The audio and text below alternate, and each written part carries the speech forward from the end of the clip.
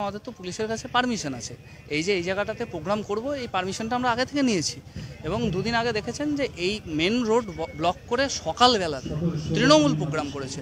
আমরা তারও কিছু বলতে চাইছি না, ওদের প্রোগ্রাম কর্মসূচি থেকেছে, পারমিশন নিয়েছে, করেছে, সেটা মানা গেল। কিন্তু বিষয় হচ্ছে যে আমাদের পারমিশন নেওয়া আছে, তারপরেও কেন এদিক দিয়ে মালবাহী গাড়ি ঢুকছে এই প্রশ্নটা করেছিলাম। স্যাররা বলেছেন তার পরবর্তীকালে আর কোনো মালবাহী গাড়ি ঢোকেনি। আমরা এই মুহূর্তে দাঁড়িয়ে আমাদের মোটামুটি ঠিকঠাকভাবে প্রোগ্রামটা চলছে।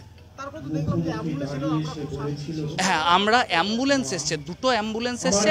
আমাদের ছাত্র বন্ধুরা, আমাদের যুব বন্ধুরা, আমাদের মহিলারা দাঁড়িয়ে থেকে হিউম্যান চেন করে সেই অ্যাম্বুলেন্সকে পাস করিয়েছে। আমরা জানি কিভাবে মানুষের কাজ করতে হয়, আমরা জানি কিভাবে অ্যাম্বুলেন্স এলে সেটাকে হিউম্যান চেন করে বার করে দিতে হয়। সেইভাবেই আমরা এই প্রোগ্রামটাকে সুষ্ঠু শান্তিপূর্ণভাবে আমরা বার করছি। পুলিশ বলছিল যে এই রাস্তা ছেড়ে রাখতে হবে, এই রাস্তা দিয়ে গাড়ি ফাড়ি যাবে আর কি। কিন্তু বিষয় হচ্ছে যে মানুষ এত পরিমাণে চলে এসেছে যে রাস্তায় মানুষ, উৎসাহী মানুষ, কাঁদির উৎসাহী মানুষরা সবাই রাস্তায় বসে আছে, এইটুকুই বল।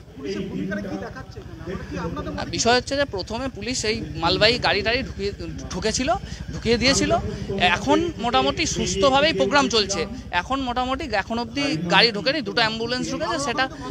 সেটা আমরা, হ্যাঁ, আমাদের কিছু পাবলিকের সাথে একটু কথা কাটাকাটি হয়েছে পুলিশের, সেটা তারপরে পরবর্তীকালে ঠিক হয়ে গেছে। আমাদের প্রীতম রুজ।